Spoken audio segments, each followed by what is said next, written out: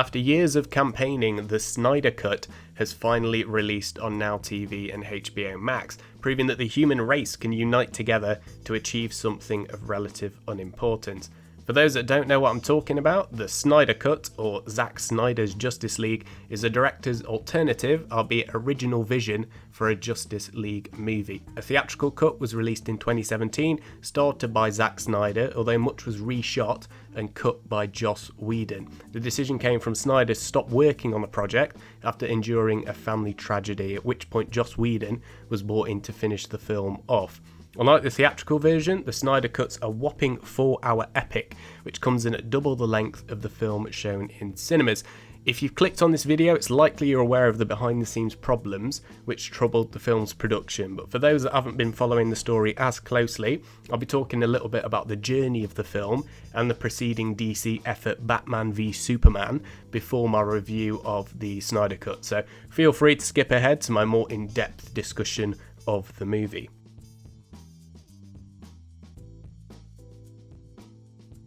Justice League's been on quite the roller coaster. The idea for a live-action version of the Justice League began in 2007. Initially, George Miller signed on to direct, but the project found itself in the middle of the writer's strike and was subsequently cancelled. But in 2014, it entered redevelopment with Zack Snyder on board to direct and Chris Terrio attached to write the script. The film was initially titled Justice League Part 1, and there were definite plans to expand upon that and turn it into a trilogy, but Warner stopped work on any sequels to accommodate a Ben Affleck directed Batman film between Part 1 and 2.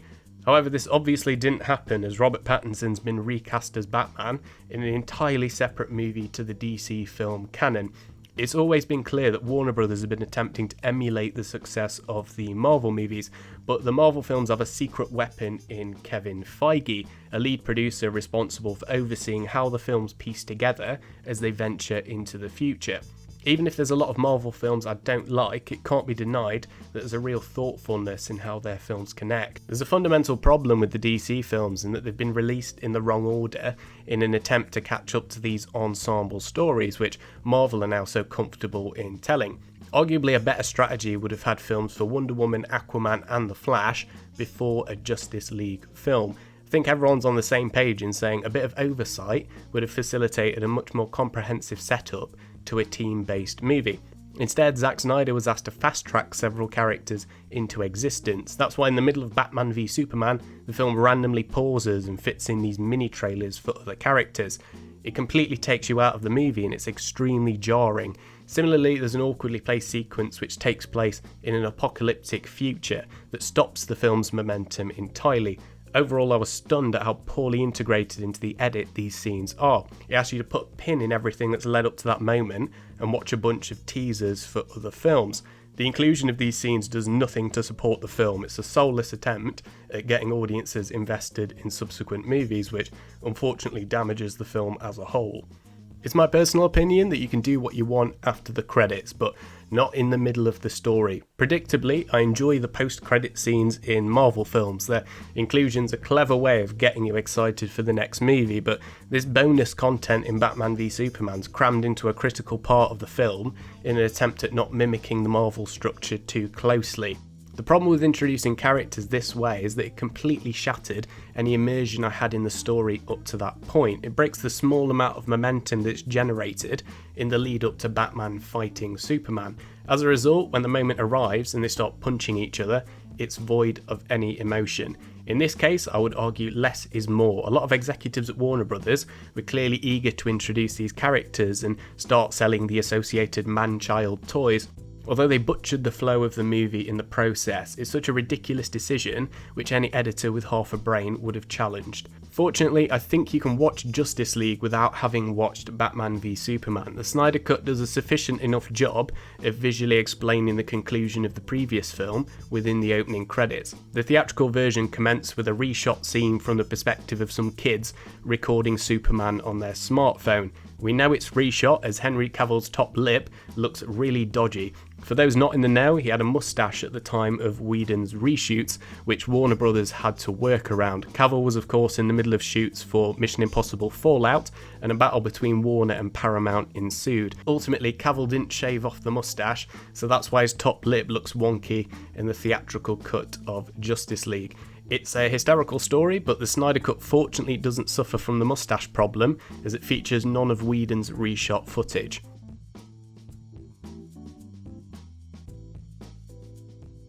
I'm going to spoil Batman v Superman now, but it's 5 years old, meaning you've had ample time to watch the film if you care enough about any of this stuff.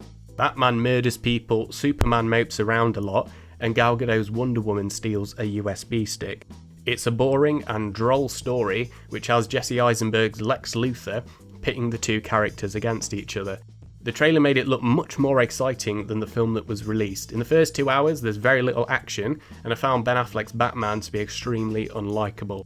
I remember watching it at the Peckhamplex in London. I went to a midnight screening, and I was sat next to a group of guys that started chuckling after the first 10 minutes. Initially, I was scowling at them quite viciously, which I'm prone to do when people talk during movies, but after half an hour, I was actually joining in and laughing with them. Make no mistake, we were laughing at the movie. It has no sense of humour, it's so bleak and dour.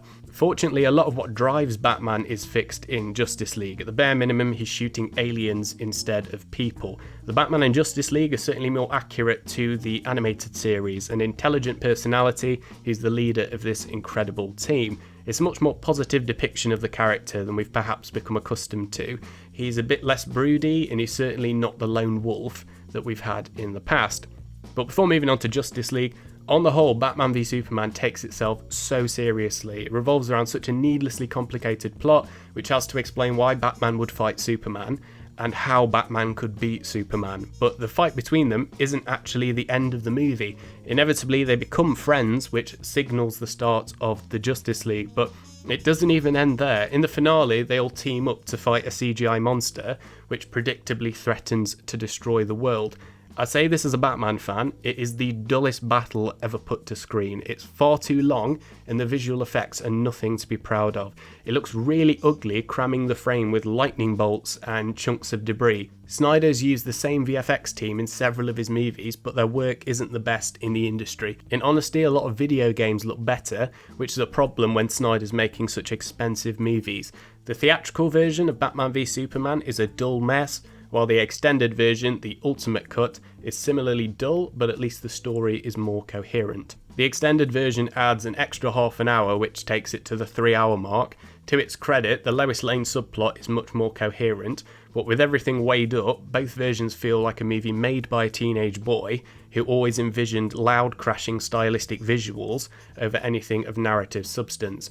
The theatrical cut left me feeling completely hollow. It's the first time a film has really shocked me. I honestly didn't believe that it would be as terrible as it is. It taught me a valuable lesson about not believing trailers. The marketing was excellent, while the movie itself was a travesty. So just to cap off Batman v Superman, in my opinion, the film released in cinemas is a complete disaster, while the extended version gets a pass in that it's a functioning film which logically plods along, even though it still feels rather uninspired. So Justice League had to set right the Batman v Superman problem, and complications arose when Warner Brothers ordered the version seen in cinemas be no longer than 2 hours. The reasoning being that Batman v Superman was poorly received by critics, and its lengthy runtime was cited as an issue.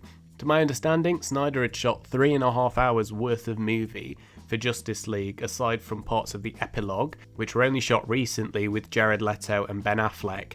A lot of the visual effects in Snyder's version weren't finished, and a lot of it was in pre-visualization, meaning key shots were assembled in the edit alongside some rough CG work. A lot of people were skeptical, myself included, that a Snyder cut existed, but to my surprise, there was a Snyder cut, and it's a drastically different film to the version shown in cinemas. I really wasn't expecting much from this cut of the movie based upon my experience of Batman v Superman. I thought this director's cut would be marginally better at best, but fortunately I was wrong. I'm happy to report that the Snyder cut is a much better film than the movie released in cinemas. The revelation's only been made recently that Zack Snyder was pressured out of the project. It's obvious now that there was a clear butting of heads between Snyder as a creator and the requirements of the studio. The director had explained that he thought the length was necessary to develop each of the characters sufficiently, although the majority of audiences probably don't want to sit through a 4-hour movie. Even with an intermission, it's a long time to be at the cinema. From Warner Brothers' perspective, a 4-hour film can only be shown in half as many screenings, which, as a business decision, isn't a viable option. As a cinema goer, it sounds like the perfect day for me, but I understand that I'm perhaps in the minority in saying that. However, current conditions, i.e. the pandemic, have allowed the film to be shown through various streaming platforms. The understanding with audiences is that through streaming, you can pause it and watch chunks of it at your own discretion. The film's been split into 7 parts, which are separated with title cards. It's somewhat like watching a Tarantino film in that it's broken up into chapters, which for something so large can really help organise it. What's more intriguing is the pandemic has given this version of the film a venue. It's a really strange circumstance in which Snyder's been able to employ several VFX artists who haven't had much work recently to finish off the original version of a film, which we've sort of already seen. Importantly, the film is different in overwhelmingly positive ways. Most of the scenes have been extended, and several moments that were promised in the trailers now appear, which for the most part is beneficial. On the whole, the film makes much more sense. Everything slots together much more effectively. As it's longer, the overall pacing is improved. Unlike the Whedon cut, it's not rushing between plot points. Even though a lot happens with the different characters, it didn't feel like a 4-hour movie to me. I've never watched Titanic in its entirety because it's a 3.5-hour film, and due to its topic, it can't hold me for that long. Although this sped by and I only took one break around the 2.5-hour mark. To its benefit, it really takes its time to set up each of the characters and their individual struggles before they unite together. I think the vast majority will prefer this depiction of the characters. It certainly takes each of them more seriously and more effectively focuses on their development. Some of the choices made in creating the theatrical version are questionable. For one, Ray Fisher's cyborg was practically deleted from the version shown in cinemas. A lot of what Ray Fisher was complaining about, i.e. being cut from the movie, now makes a lot more sense. It comes as a bizarre decision from Warner Brothers to cut his character from the film, as explaining how Cyborg can interface with technology definitely adds to the second half of the movie. In total, there's at least half an hour's worth of stuff pertaining to Fisher's character that needed to be in the theatrical cut. There's a very human moment in which he helps somebody struck with poverty, which is an important sequence that made me more invested in the character.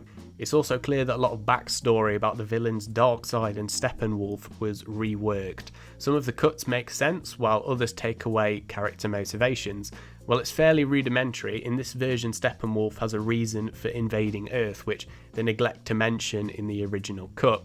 The why for each character makes a lot more sense. Each of the characters have their reasons for being in the Justice League, whereas before they joined together for the sake of the movie. The advantage of this being a director's cut is that it can include anything and everything, while spending more time with the characters we're less familiar with. Ultimately, I can understand Warner Brothers' trepidation towards it, but I still sympathise with Snyder in the sense that he had a lot of ground to cover with one movie as a result of the studio plotting the order of these films so poorly. I'd compare it to a Lord of the Rings extended cut. It definitely has a Peter Jackson quality to it, as the length affords it ample time to extend upon the backstory. Saying that, I don't think the individual sequences are always compiled in the best possible way. I think there's a neater edit of this film, which is a compromise between Snyder's vision and what the studio wanted. Snyder sometimes gels sequences together effectively.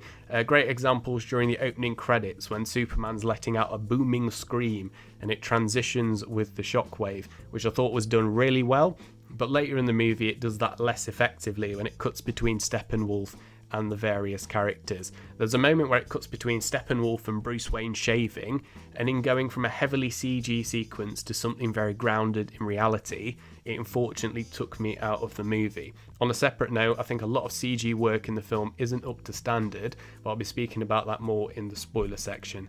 Saying that, there's a lot of beauty in much of Snyder's cinematography, which is something I never thought I'd say about this film. In the opening, there's a long sequence that has Bruce Wayne on horseback as he travels over a snowy mountain. It gradually brings you into the film in an effective way.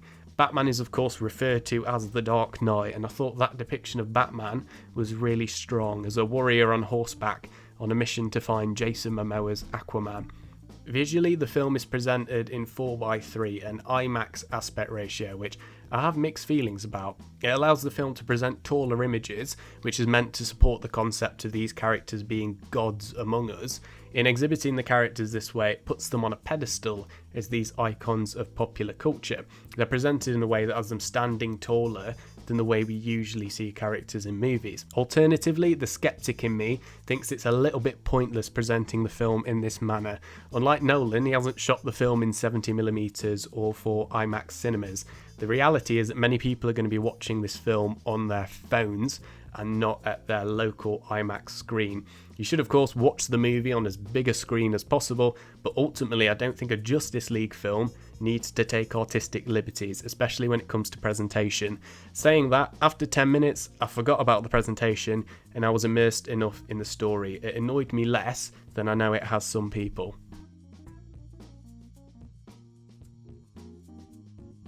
As I mentioned at the beginning, Joss Whedon was brought in by Warner Brothers to cut the theatrical version of the film to 2 hours while directing several reshoots and adding some humour. In Whedon's version, there was one gag I liked involving Aquaman and Wonder Woman's lasso, which isn't in the Snyder cut, but I'm happy it's not included as it wouldn't have meshed with this version of the film. So while the scene I like is missing, on the whole the director's cut is a much more impactful movie. It's definitely more confident in the direction it's taking each character. On the whole, I think Whedon's changes to the theatrical version had the adverse effect of what they were attempting to achieve. The theatrical cut, unsurprisingly, comes across as a movie helmed by two opposing directors. Consequently, it feels desperately duct taped together in a bid to make its characters more likeable. Whedon's version comes across as a product created by committee, and it doesn't feel like an enthusiastic vision for a great feature film. I remember back to 2017 when the marketing for the film changed entirely. Gags were inserted into the trailers, all of the posters got a new look, and the film had been given a really vibrant colour correction, more in line with the comics. Audiences were being sold on an entirely different movie, which essentially told the same story, but it had been finalised by the director of The Avengers. These films really effectively demonstrate the difference a director has in governing the tone of a film right through to the editing process. There are Zack Snyder gags in this version of the movie, although unlike Whedon, Snyder and Chris Terrio's humour isn't attempting to be laugh-out-loud funny. The new Snyder scenes come across as lighter character moments. When Superman's rolling around laughing after saving the day at the end of Whedon's version, it's completely out of sequence with what we've come to expect from the character. It's an inconsistent depiction to the one shown in preceding movies. Fortunately, the Snyder-helmed version of Justice League is nowhere near as downbeat as Batman v Superman. Warner Brothers didn't need to completely alter the characters or try so desperately to make them likeable. So to clarify, it's better than the 2017 film. It's not a masterpiece as some people have slated it is, and it was worth the campaign from fans. It's a vast improvement, and it's also raised a lot of money for suicide prevention. While the DC faithful will lap it up and say it's a perfect film, they're wrong. It has its fair share of problems, but if you've got 4 hours and you're bored this weekend, maybe give it a go. You may really like it. Alternatively, you might think it's ridiculous. Ultimately, I think there's an enjoyable time to be had with it, and I'll definitely watch it for a third time at some point in the not too distant future. So I'm going to be talking about spoilers now. If you haven't seen the movie, be sure to come back to this point of the video. If you can't be bothered to watch it but want to be filled in on the differences, feel free to stick around. As I said moments ago, I like this movie, but if certain scenes had been removed entirely, I would have enjoyed it even more. There is a 4-star version of the film, which is 3 hours and is more impactful. Unfortunately, like Batman v Superman, the film has 4 bonus sequences that could have been removed entirely. The first is a vision Cyborg has of an apocalyptic future moments before resurrecting Superman. It's the worst moment in the movie. Essentially, it goes from an intense moment that has the characters arguing about bringing back Superman to a montage of Darkseid invading the Earth. Aquaman is murdered, then Wonder Woman is inexplicably laying on a funeral pyre, and Superman's holding the remnants of a dead Lois Lane. Like the nightmare sequence in the previous film, it comes out of nowhere, and Cyborg never mentions it to the other characters. It's an idea that should have been scrapped entirely. It's a sequence Whedon cut in the theatrical version, and I can understand why. It's completely pointless and adds nothing to the story. It's like reading someone's homework, but the working out is so messy, while the scribblings and crossings out take precedent over a clear answer, which, as far as my analogies go, might seem a strange one, but ultimately it's clear that Snyder's had so many ideas for these movies, but I wish he'd shared those ideas in a different way instead of randomly vomiting them into the middle of his films. It's probably creative frustration exploding in an uncontrollable way, but I suspect this is a last-ditch effort at pitching future movies. My problem with it is that, like Batman v Superman, it completely stops the momentum of the scene. Superman returning is meant to be an important moment, but it's undercut by this really poor structural choice. Thirdly, there's an emotional scene between Clark's mum and Lois Lane, which was a pretty touching moment between the two characters that are grieving Superman's death. I really liked the scene. I thought it was more moving than the reshot sequence in Whedon's film, but astonishingly, Snyder finds a way of wrecking it. He undermines the moment by announcing that in that particular scene, Martha Kent was actually the Martian Manhunter. For those that don't know, Martian Manhunter is one of the founding members of the Justice League, and it's an attempt to have the original 7 in the movie, but it's a completely pointless cameo and an example of fan service done incorrectly. Make no mistake, I'm completely happy with them adding more characters, although introducing the character this way destroys the impact of the scene that preceded it. I would have been completely content with meeting the Martian Manhunter at the end of the movie.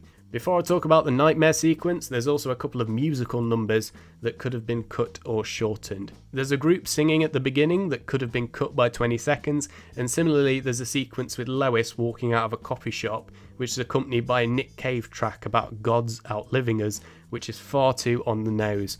Amy Adams is wasted in the movie. At least in Batman v Superman, she's investigating a bullet and she's much more important to the plot. The only reason she's in the movie is to make Superman remember he's Superman when he's resurrected and starts becoming aggressive. The movie ends with a really fantastic shot of all the heroes standing together in the sun, and it's a really powerful final image which presents the film's theme of unity in a memorable way, but Snyder is once again compelled to add additional scenes which don't benefit the story. I know DC fans want the film to go on forever and include absolutely everything that Snyder shot, but it makes no sense including sequences that set up other films, which it's likely will never exist.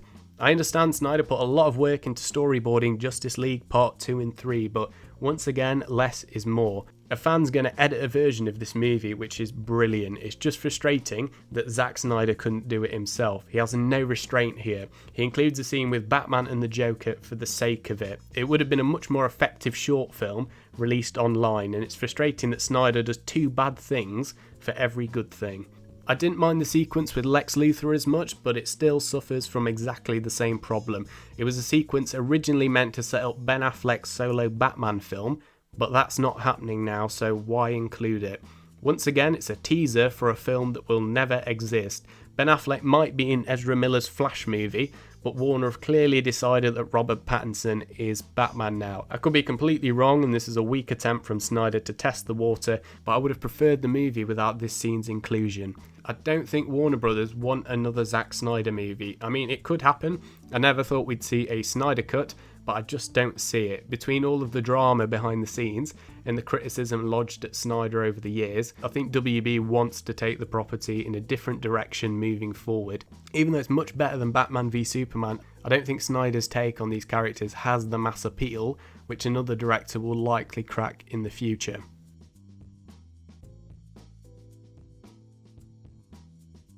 I find it interesting that as viewers we forgive bad CGI when a story is compelling. Saying that, a lot of the CG work in this film is unfinished. There are times at which Steppenwolf looks dreadful.